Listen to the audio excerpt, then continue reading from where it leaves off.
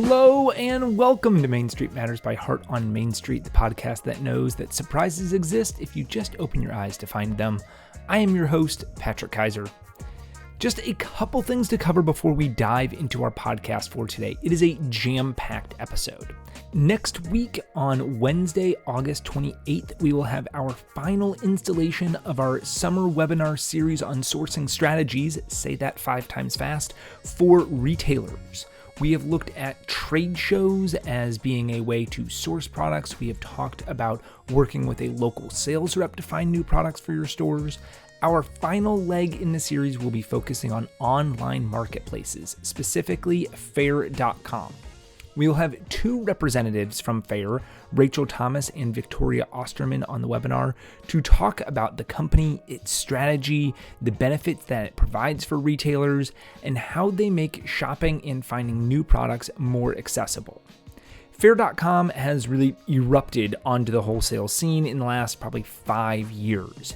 There's still so many questions about the company and its operations, so I am incredibly excited to lead this conversation, to learn more about Faire and allow our retailers to understand the company better.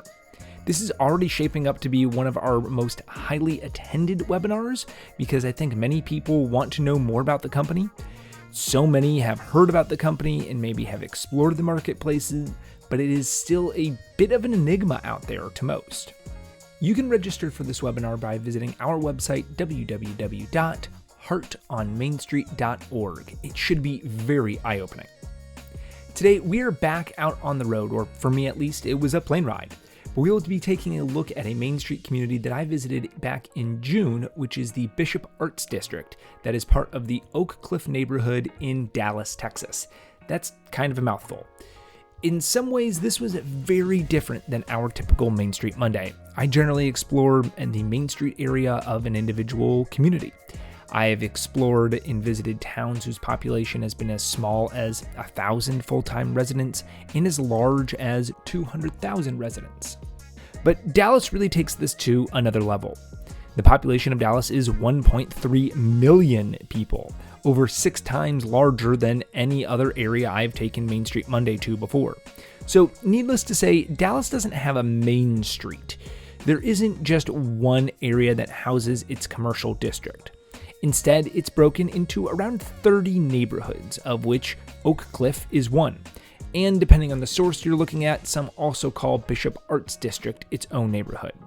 I'm considering it part of Oak Cliff because while I was there, that's what people told me when I asked about the relationship between Bishop Arts District and Oak Cliff. Oak Cliff has a population of about 32,000 people, and inside of that, the Bishop Arts District has a population of about 2,600. When I began to view it this way, it started to feel much more like a Main Street Monday community than going to the city of Dallas.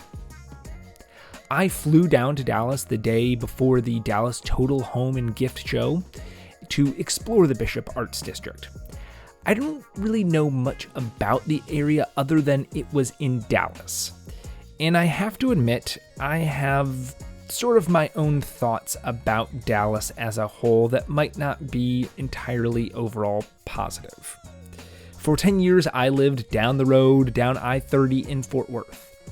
Maybe it's the Fort Worth propaganda that I bought into, and maybe there's some truth to it, but the perception was always that Fort Worth was laid back, comfortable, friendly, easygoing. Dallas was faster paced, competitive, more money driven, and, well, pretentious. I had my own reasons for these beliefs, but we don't really need to go into that.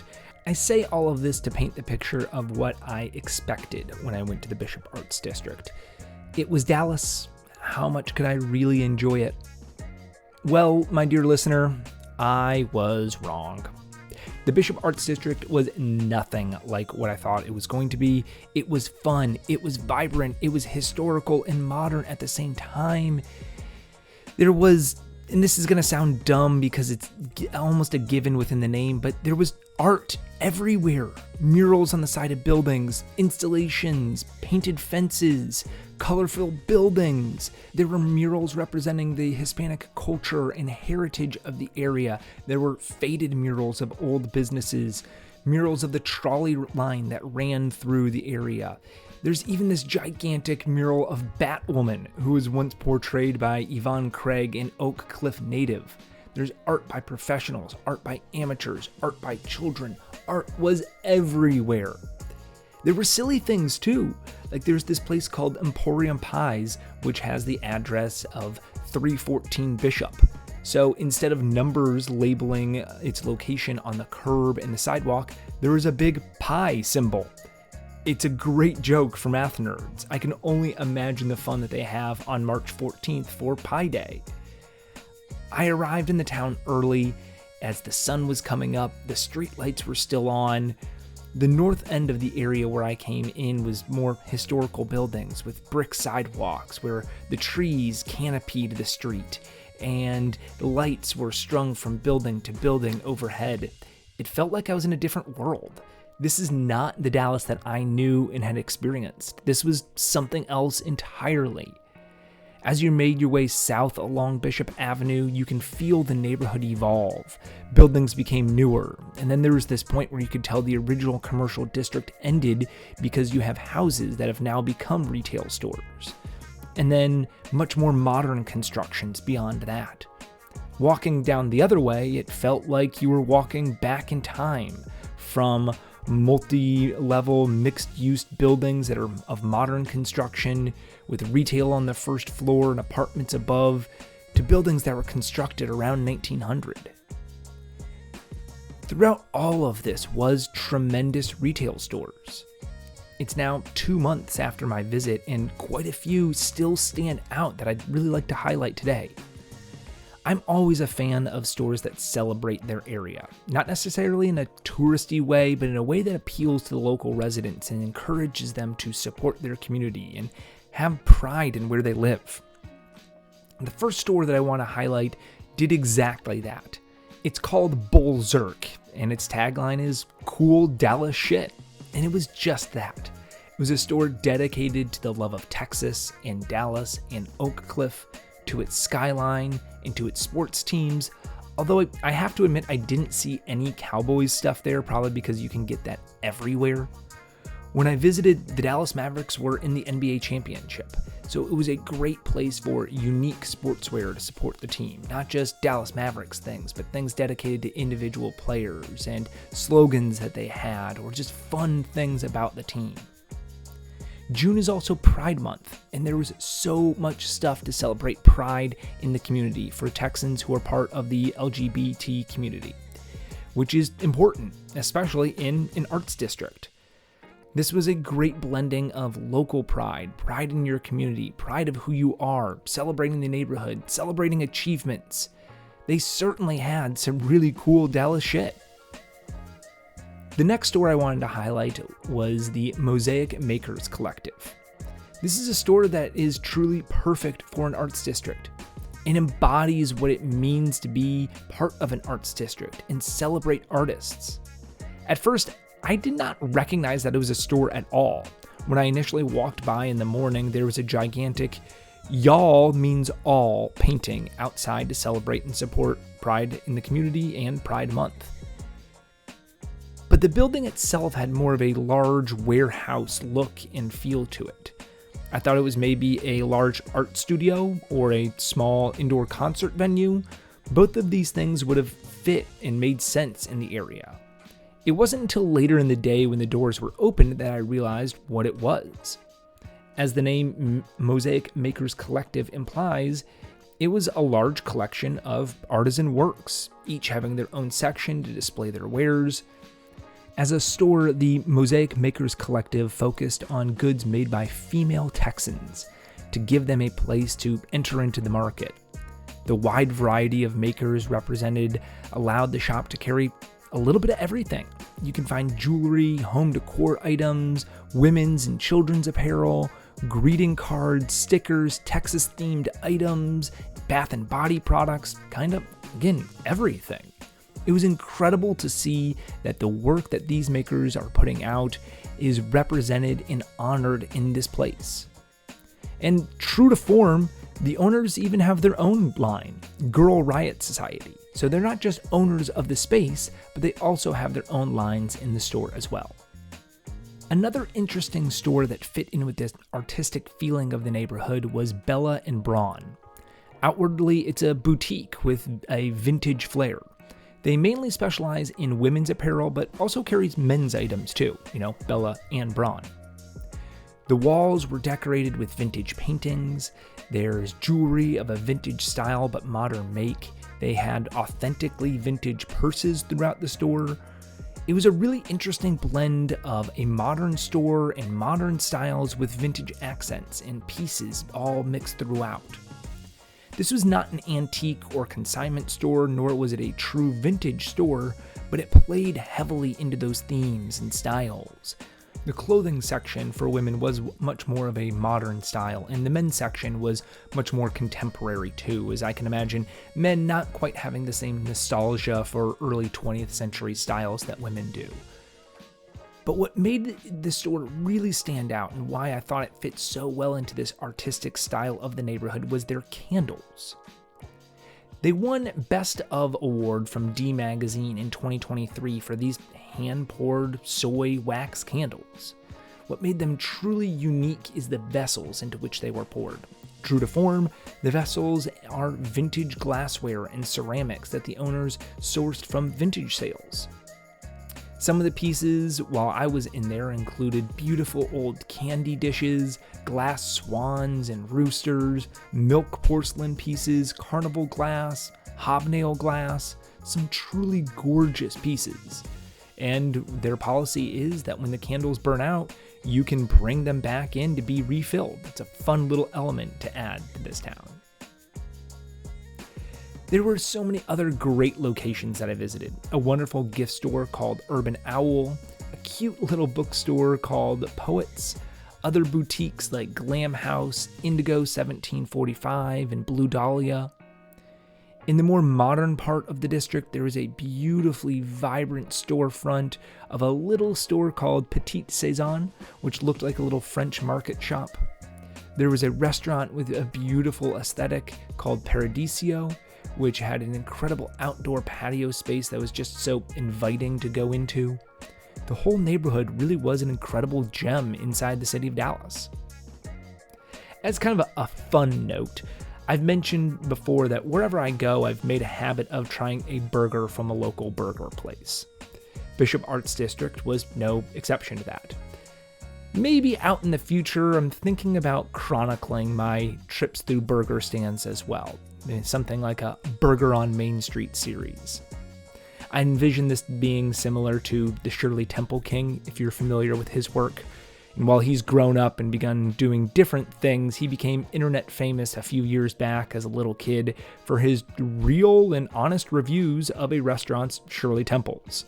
He had a rubric of criteria that he used to judge the drink based on the amount of ice, the number of cherries, the ratio of soda to cherry grenadine. It was awesome. So if I ever get my criteria together and the nerve to rate a burger as I eat them, I'll let you know. In the Bishop Arts District, I went to a place called Hunky's Hamburgers. It has a retro burger stand feel to it. It has been in the neighborhood since 1984, so for a community that has seen so much change in development, it is actually pretty retro. You order at the counter right as you walk in, choosing from a big board of burgers that range from their classics to big burgers. They also had chicken sandwiches and salads, and apparently their hot dogs are very good as well from what I've been researching. Food comes to you in a classic red basket wrapped in paper. They really nail the classic burger stand look and feel.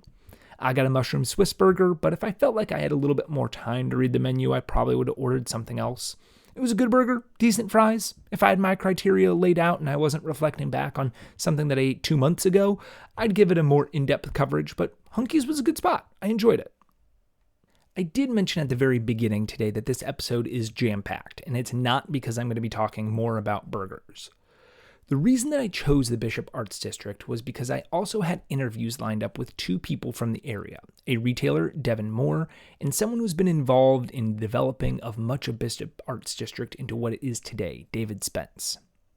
I had the opportunity to sit down with them during the Dallas Total Home and Gift Show to talk about the area, how it's grown, how retail has evolved in the area, and why it's such a great spot in Dallas. This was a live interview, so you might hear some background noise. At certain times, we might have pulled the mic a little bit away from our mouths, unfortunately. So if there's some cutout of the audio, that might explain why. But it was a great interview. I learned so much about the area and its incredible history. So let's hear from Deavon Moore and David Spence. All right, I am here with David Spence and Deavon Moore, the developers and a retailer within the Bishop Arts District in Typo. David, why don't you introduce yourself? My name is David Spence. I'm a resident and business owner in the Oak Cliff section of Dallas. Deavon? Hi, I'm Deavon Moore, and I have retail stores in both Typo and Bishop Arts, DLM and DLM Tots. Wonderful. So I had the great opportunity on Monday as part of our Main Street Monday tours, where I go around to different communities and feature the community and talk to retailers there to go to both Bishop Arts District and Typo. And I was first off, very impressed. It is a fun, vibrant, colorful community for retailers, the art district and Typo, so colorful, so fun. Can you tell me a little bit about the history of the Bishop Arts District and how that's developed, as well as Typo? Sure. The Bishop Arts District, you may have figured this out, is a very un-Dallas corner of Dallas. And its success has been really influential in how City Hall thinks about revitalizing in-town neighborhoods. But it was a bit of an accident. The Bishop Arts District is there because the streetcar arrived in 1903. Because the streetcar stopped there and a neighborhood was built up around it, around 40 or 50 buildings were built surrounding the streetcar stop, where a clerk coming from downtown, get off the trolley line, and before he walked home, he would get a sandwich or go to a bookstore, whatever, and go back. These kind of trolley-era districts were all over Dallas, but most of them have been demolished. Right, trolleys are less common now than they were early. But especially north of downtown, almost all of these old buildings have been replaced by newer buildings.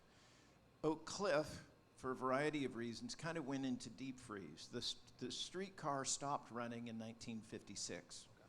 So what we now call the Bishop Arts District went into deep freeze in 1956. All of a sudden, all of the traffic disappeared. And it was rediscovered in the mid-'80s by a guy who was actually a warehouse developer up north, Jim Lake Sr., who had a fondness for old cars and old buildings. And so he bought a block and a half of buildings from the estate of an old lion of Oak Cliff development. And there were some artists working in the storefronts because of the sunlight. And so he christened it Bishop Arts District. Okay, makes sense as a name.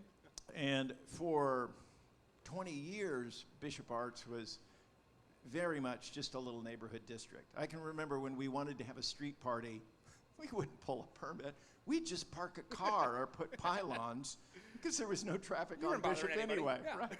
Right. And by the way, the name Bishop, the president of the Dallas Railroad and Traction Company that built the streetcar, his name was Bishop. So that's where the name Bishop comes from.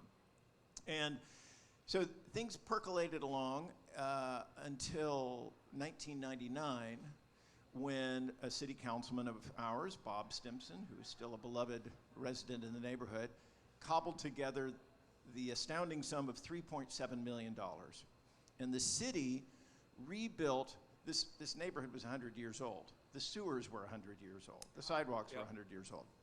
So it was in no position to support more businesses. New business, yeah.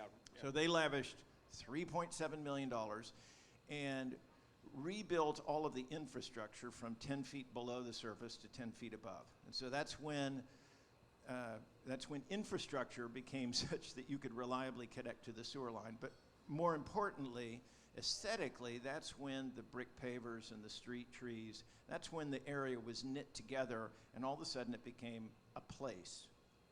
And that's when Bishop Arts took off. At that point, Bishop Arts was supporting, and when I moved to Bishop Arts in '95, there were perhaps 8, 10 people who made a living doing full-time work in all of Bishop Arts. That number is probably 300 to 500 now. Right. I mean, so many retail businesses there, so many restaurants, so much commercial activity. But the next important part, so at that point we kind of tied together the place aesthetically. We also carved out some parking, addressed some parking issues. But the next important date is 2002, when the area had gotten it's kind of a historic district light. It's called a conservation district. It doesn't actually have much teeth, but it is our zoning and only our zoning. So it's easier for us to change our zoning because we're only talking about 12.5 property owners. Okay. So we can get consensus. And so we did a very scary thing for Dallas. We slashed the parking codes in half. Okay. And that's when it really happened, because now all of a sudden buildings that had been frozen in their pre-development state as an electrical warehouse or a carpentry studio or something like that, now all of a sudden they could be a restaurant or a retail. And that's when things took off. So when you say you cut the parking requirements in half, I guess what does that mean for the businesses? Devon's retail stores are required to have one parking space per 400 square feet. Okay. So she's in a space, mine is like about 650 square feet. So she's required to have 2 parking spaces. It was double that before. Got it. Okay. And we also did it, she's also, one of her shops is in a 110-year-old house. Well, that's not going to fly anywhere else in Dallas. So we also made it so that you could put these commercial uses in residential structures, which historically has been a no-no. And I loved that when I saw that there. I saw that in Bishop Arts District. There was just, houses that have been rezoned for the commercial properties. And it's a fun, unique environment as you're going from room to room and having a different experience in each section, which is a great use of that and a way to grow the commercial area without necessarily having to build brand new buildings and brand new retail spaces. Knowing what you do, let's review 3 things that came out of that little history. Number 1, we didn't start from scratch. Those buildings were there, and they'd been there starting 1903. Okay. Number 2, and that's efficient, that's eco-friendly because we're not tearing things down, taking them to landfill, etc. Number 2, parking. Yes. Right? And number 3, a lot about it was creating visually a space. But notice that was only the right-of-way. The city didn't renovate any old buildings themselves. There's the buildings, actually, I could pull a permit tomorrow to demolish every building that I own in the Bishop Arts District, and that's permitted. So it's not, the historic zoning is not what's preserved the buildings. What has preserved the buildings is that regulatorily, we have given them room to breathe. And so now, it is more profitable for good space to take a 110-year-old house and turn it into a retail space than for me to demolish it and build something new.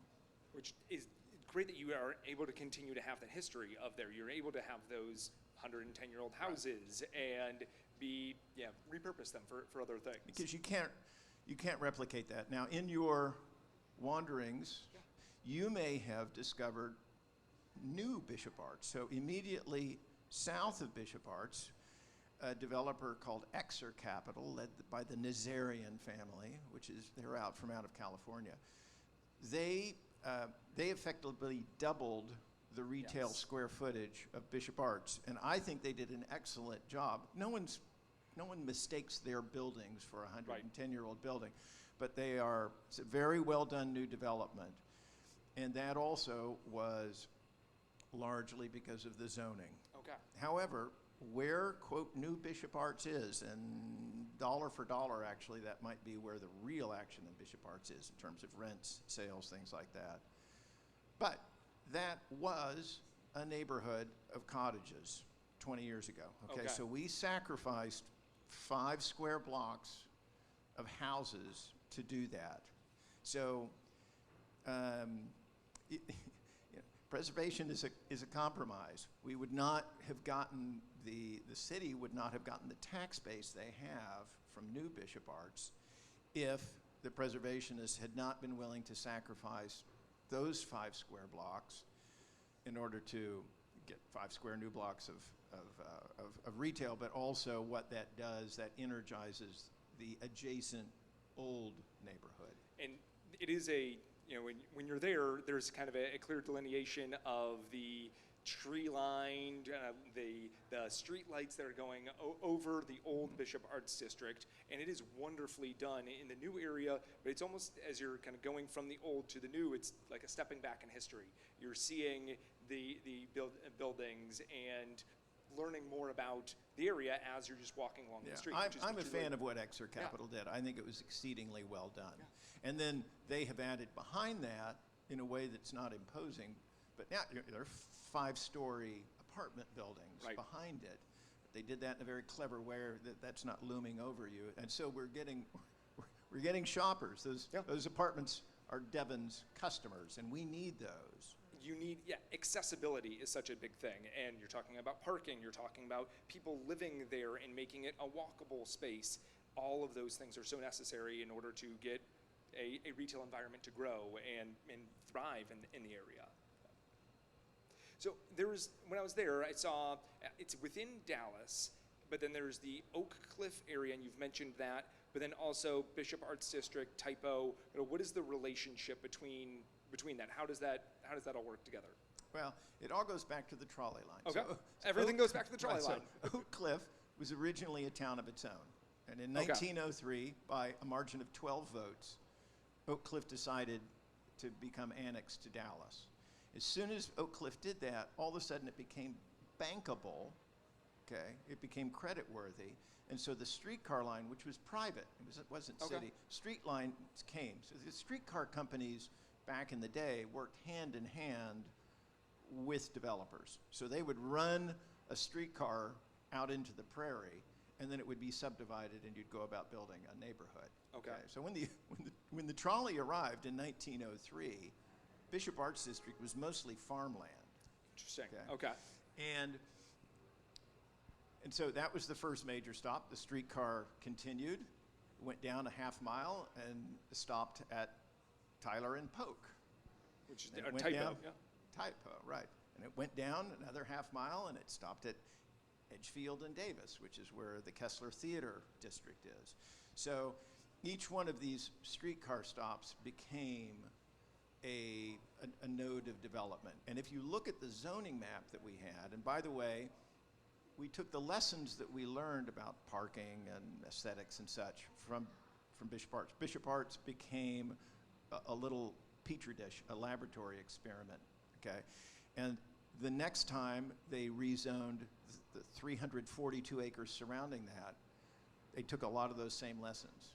It's really exciting. Then, to the northeast, they rezoned 800 acres, what is called the Gateway area, and applied those again. And then we did an even larger, I think it was probably 2,000 acres, the West Oak Cliff plan. Again, it was taking those lessons. Bishop Arts has been, the zoning, those initial ideas, has been very influential for the economic development of Oak Cliff. Now, historically, Oak Cliff was a pretty confined area. It's what we would call North Oak Cliff now. But now Oak Cliff is kind of sloppily means the north or the southwest quadrant of the city. Okay, got it. But that includes areas that were developed for the first time in the 1960s. So the area that Devon's area of influence, and our shoppers are in what you would call Old Oak Cliff. And Bishop Arts and Typo and the Kessler Theater District are all sub-districts, if you will. Yeah, all okay. part of that. So like districts within a neighborhood that's of the larger Dallas. And there's more. There Yeah. are 2 other of these districts, Elmwood, which again is a streetcar district, and it has such a small town feel that it was used for the small town parade scenes of the Tom Cruise movie Born on the 4th of July. Okay, So you can imagine what it looks like. It looks like a small town in the middle of the city. And then just last week, an area called Clarendon, which was also a streetcar stop, now it's up for rezoning. So Oak Cliff is starting to mine these old forgotten mine shafts. The mining company of the streetcar, which had long been abandoned, and nobody thought there was any more gold in those mountains. Well, we've discovered that there is. Which is, I love that it all comes back to the streetcar, and that these areas that had been developed, but streetcar goes away. But these are good, successful areas that we can develop and we can grow and we can have commercial businesses. Yeah. And the streetcar, by definition, was you used the streetcar so that you didn't have to have a car. Okay. The streets surrounding the Bishop Arts District were platted in 1883. Wow. Okay. Okay. Only a year after Benz invented the car. Okay.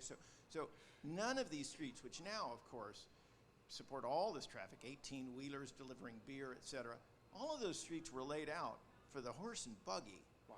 Okay? So, but people, by definition, who patronized these stores originally, they didn't have a car and they didn't need a car. So that's both an opportunity and a challenge. It's wonderful because you can walk from one store to the other in a way that you can't in most of Dallas. However, it's like, where do you park the damn car?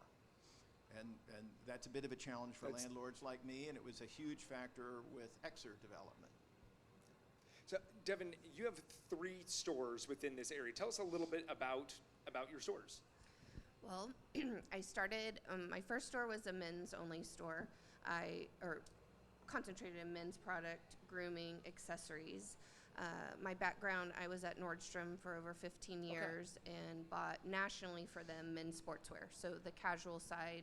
So you had a background in retail. Yes. You were experienced in that and wanted to go out and do your own. I always wanted to have my own store. And at the time, David was, you had redone a lot of the places, which is considered typo. And what I liked about when I initially walked in there is it still had the original ceiling tiles, the exposed brick wall. It had and a concrete floor. It had elements that a man would relate to. Yeah. And I had the idea to, how can I visually get that customer in the store? And at that point, there was one men's store that was a golf-related store down in Bishop Arts, and I think he closed like probably a year before I opened. So there was really no store that was specifically for men down there, and I knew at that point it needed to lend casual because a lot of the people that live and work in Oak Cliff are on the creative side. Yeah. So a lot of them own their own businesses. A lot of them had that flexibility and didn't have to dress up in suit and tie anymore. So it lended for exactly what I had my background in and knew would be successful there. So it's really interesting starting with a men's, because that is not what, men are bad shoppers. We don't shop very well. So starting with the men's stores are really interesting. Was that your background with Nordstrom? Yes. Okay. Yes. All right. So it had that experience in knowing that.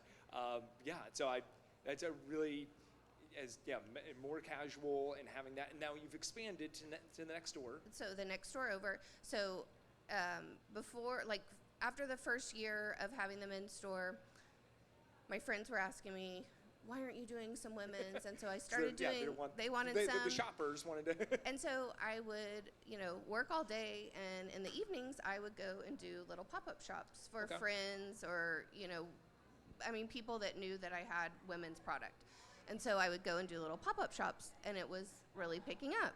So everyone begged me, will you put even 2 fixtures in the back of your men's store and concentrate on women's? So I did that, and it was working, and I didn't want to lose my men's customer because I had worked so hard to get him in that store.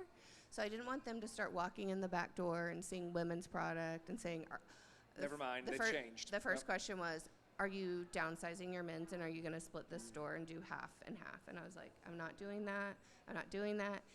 And then shortly after that, right after the holidays, the store next to me, she wanted to relocate, bigger space, more of the creative side. And so she was leaving, and David approached me and said, you know, people are asking, have you considered doing women's? And at that point, my business had continued to grow and increase, and I thought, you know, I could take what I've learned from our customer and apply that into women's. And so I did that, and I originally had 75% of the store was women's accessories, clothing, gifts, and the back quarter was built for the kids because our neighborhood has significantly gotten younger and new families are moving there, and I saw the need for where are these kids and these babies getting close. So if I have this for the men and the women and the their parents, their grandparents, all that. Who's bringing them into the store? Why am I not capitalizing Absolutely. on this business, because they're having to drive across the bridge to get that. So, okay. Yeah. So that was kind of the initial thought. Which is a great, add on to that, because children are, they'll touch everything, they'll grab things, and they see that they want that. So it's like, okay, if you're shopping, mom brings them into the store, and that can be some add-on sales that you have. You just gotta. The kids see the toys, they see the stuffed animals, they're wanting that while with mom or dad. Yeah. Yep. And then you've opened up a third, yes. So amazing. yes. So David had completed, or was nearing the completion of the duplexes right across from his office, and it was small, but really well done and looked similar to my concepts in Typo. Okay. And so at that time, in Bishop Arts, there used to be two different, or baby store. There was one down on before Jefferson, it was in Bishop Arts. Then it moved to Jefferson, but those had since closed. So I was like, if my kids are getting bigger and I need room in the main store, I've got to figure out how I can create, because I didn't want to lose the baby and gifting aspect, and with that space, it was the perfect amount of size. I think it's 600 square feet, David, or right about.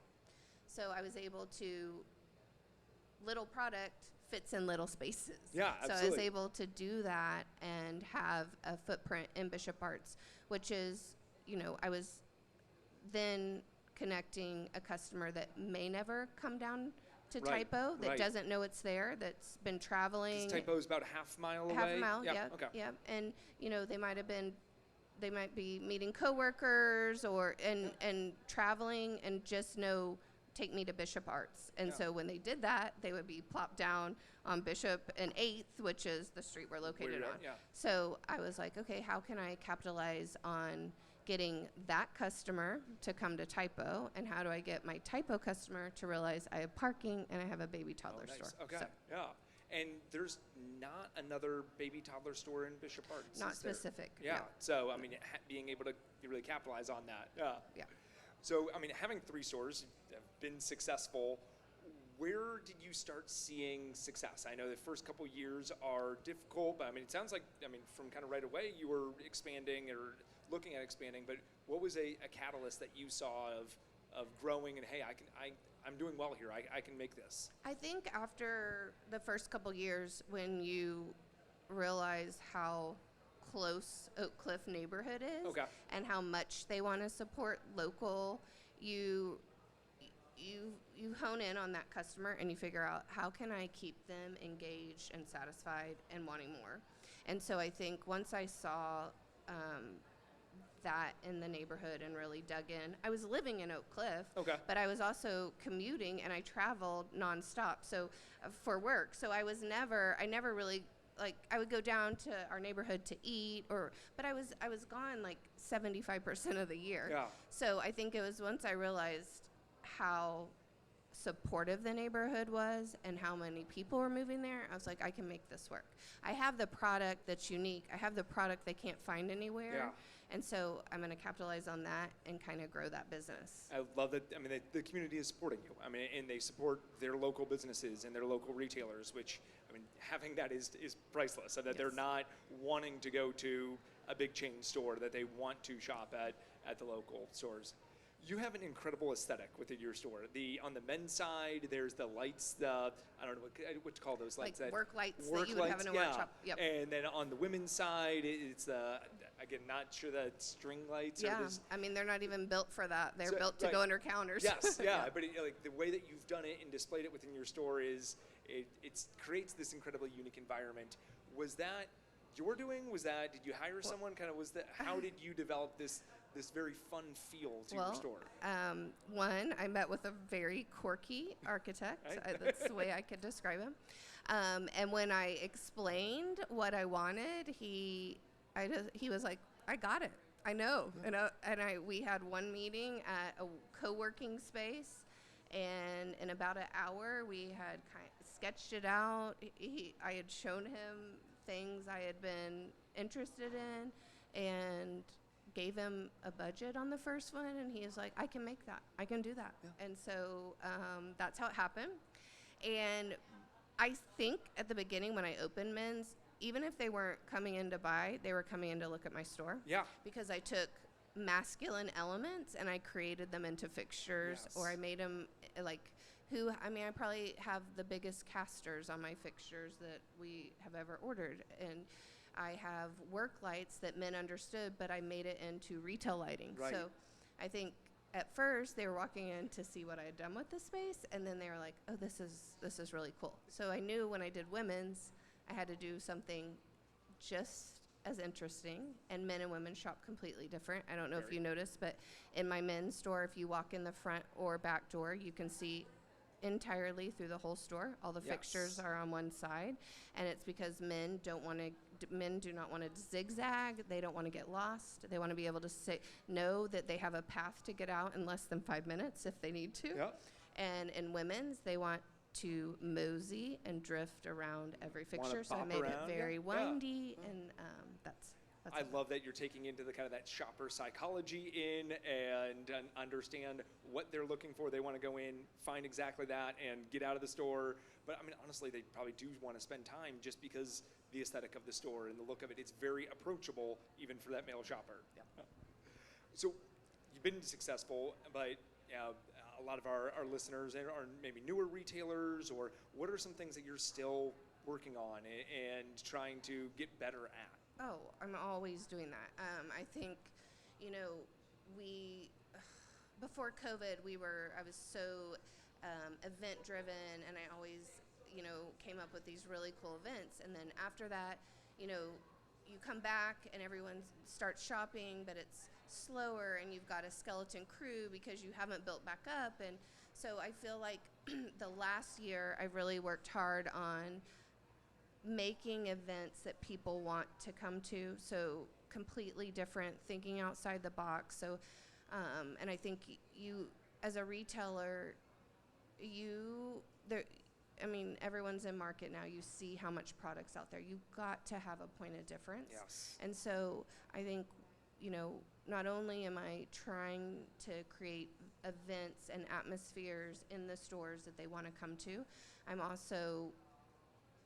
I have a really good staff, so all my staff is very knowledgeable. They've been with me for a really long time, and I've got to figure out how do I continue to keep those, I have a lot of neighborhood customers, kids working for me now. So how do I keep them and continue to grow that part of the business where everyone that walks in the store recognizes someone that works there?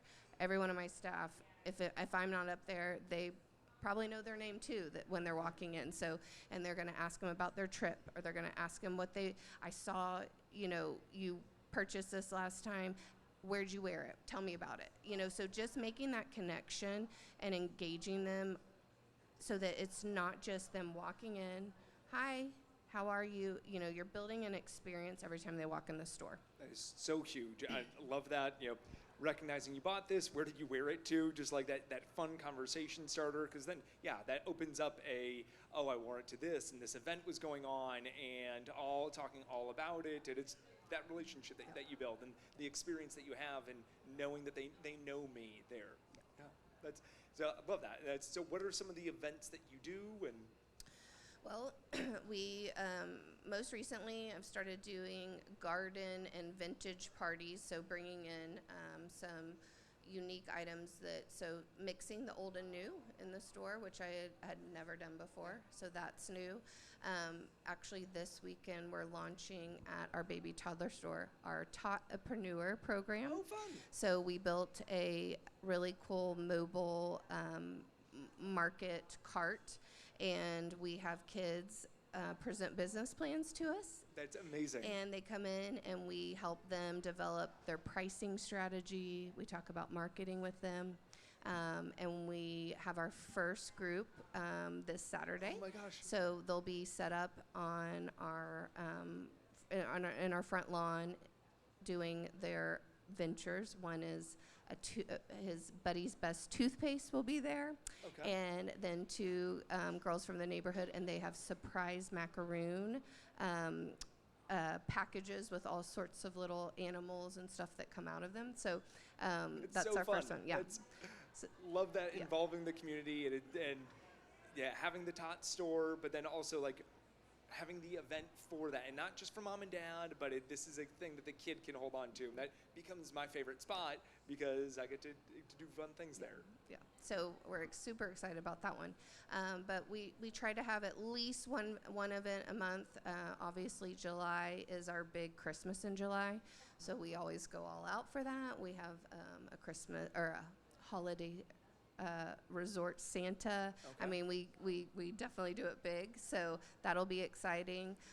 But we are always, thinking outside the box, trying to come up with another reason for them to get them in the store. So even if they don't need anything, they want to come see what we're doing. Yeah. Very fun. So I always love talking about what the community, the area is doing to help build up retail, and having a group that wants to shop local is huge. But then, how can you get other people into the downtown area or into the commercial district? So, what is Bishop Arts District? What is Typo? What is kind of the community doing to help bring people into the downtown? Are there events? Are there festivals? What goes on in the area? Well, yes, there's a Merchants Association Okay, great.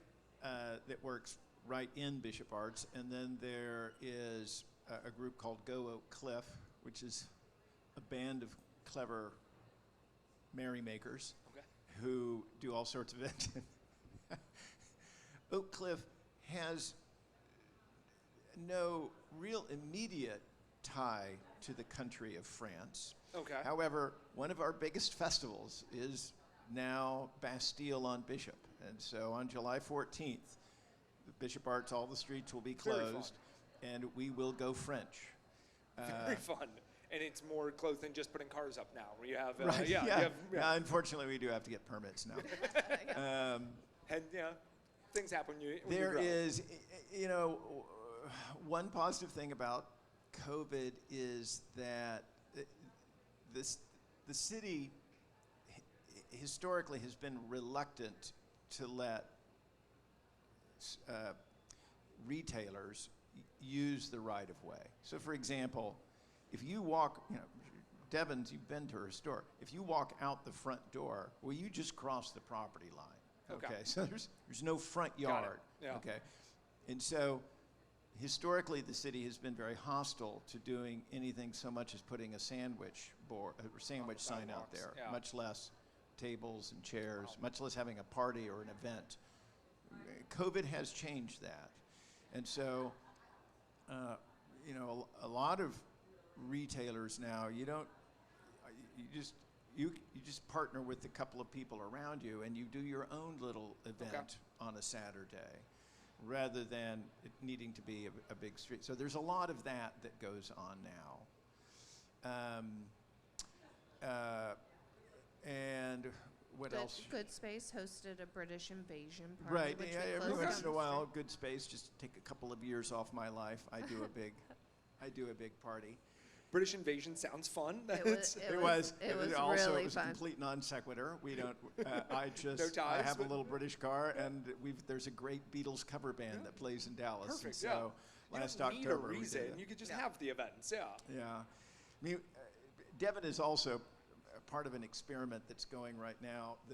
Her DLM Tots, which is at 413 West 8th Street in Dallas, Texas, is on the 400 block. And the 400 block, other than my commercial building across the street, 10 years ago, it was all houses. It was all these little, humble workers' cottages. These are not highfalutin, high craftsman bungalows. This was the Fox and Jacobs housing of 1905. Okay. And that's what the families that are there have sold out, by the way, made a killing. Right. Yeah. Held on to And- that house for a long time. And I'm working with another investor who's bought, so we now control a preponderance of the houses on there. So right now I'm working on doing a restaurant and bar in one of these houses in a 13 square foot house. Okay. He's just converted 13 another square foot? 1,300 square Okay. foot. Okay. That's going to be a small bar. And he's just converted another little duplex to retail. And so we're hoping in 5 years that the 400 block of West 8th Street will be known as the block that completely escaped the wrecking ball, because Okay. the usual thing would have been to Tear have it down. torn all of these things down, which indeed happened. The 500 block used to be a block of little, what they would call missing middle housing. You've probably heard that term. Little small apartment buildings. Well, economic forces being what they are, and it's outside the conservation district, that entire block has been leveled, and it is now, there are now 232 apartment units that are being erected there. Now, I personally have gotten past the fact that we lost the buildings, but, and so now I'm focused on selling infant and toddler wear and mixed drinks to those There you go. 232 apartment dwellers. You have a captive audience. They're right there. So, but yeah, the housing is, of course, that's a whole other topic for a podcast, is the housing. But we do have we've got a housing shortage in Oak Cliff, and we certainly have a housing shortage in Oak Cliff because everybody my children's age, which my children are 28 and 30 now, they don't want to move to the suburbs. Yep. After they get their law degree, they want to move to the city. They want to be in the city. And we don't have enough rooftops for them. And so the retail and the rooftops, as you know, they go hand in hand. So we do need, and this creates some tension between the historic preservation community. It creates some tension among, along the lines of gentrification. I mean, all this, these are just compromises that have to be made. But if we want more retail, we have to have more shoppers space. close by. Deavon's program is to sell people, is for her customers to be local. So we need more of those local customers. Yep. And that involves the economics of building housing today means that that's not going to be one house on a 7,500 square foot lot. It's going to be more dense.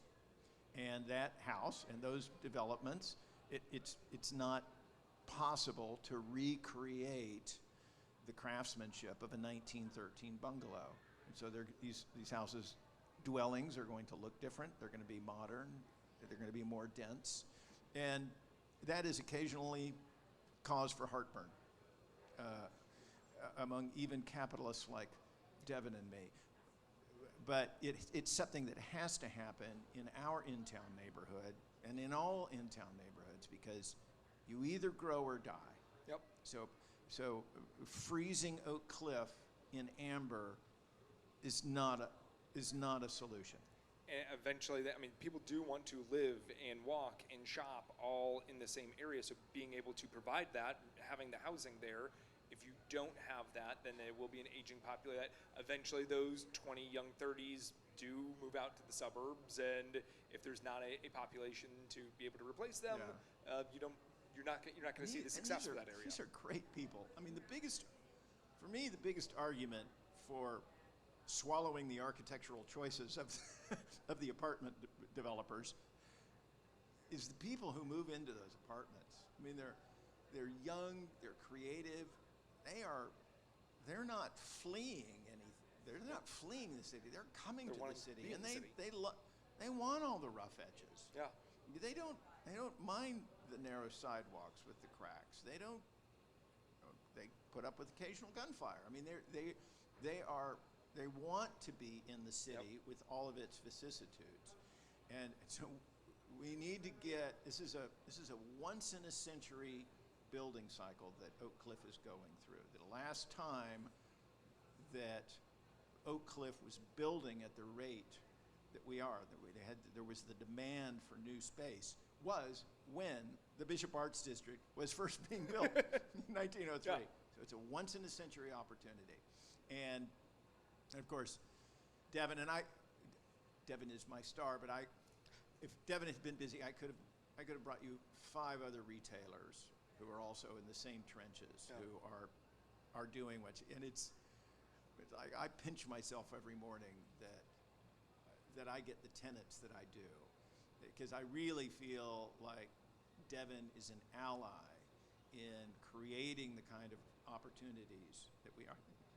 Deavon mentioned the kids. My children grew up in the area, and so my son's first job was at the burger joint at the corner. Well, that job didn't exist. And so, little shops like this, Deavon, I mean, you add them all up, and it's a tremendous source of opportunity for the graduates of the schools, for the students of the schools around us. And we're just down the block from Dallas's oldest operating high school, Adams High School. Yeah, I have always why independent retail is so great for the community. It provides those opportunities for people. You're employing local people. You're buying from local artisans. You're hiring other local businesses to help you out with other services. It creates this whole ecosystem around that. Yeah, you need to have those opportunities for the whole area to be more successful. Absolutely. Well, thank you all very much. I've loved learning more about Bishop Arts District and Typo, and I'm really excited about the Kids Entrepreneur event. I'm going to be following on social media to see that and see their pitches and all the events that you all are doing. So thank you guys very much for joining me. David, Deavon, thank you so much. We're flattered that you were curious. Thank you. Absolutely. Thank you.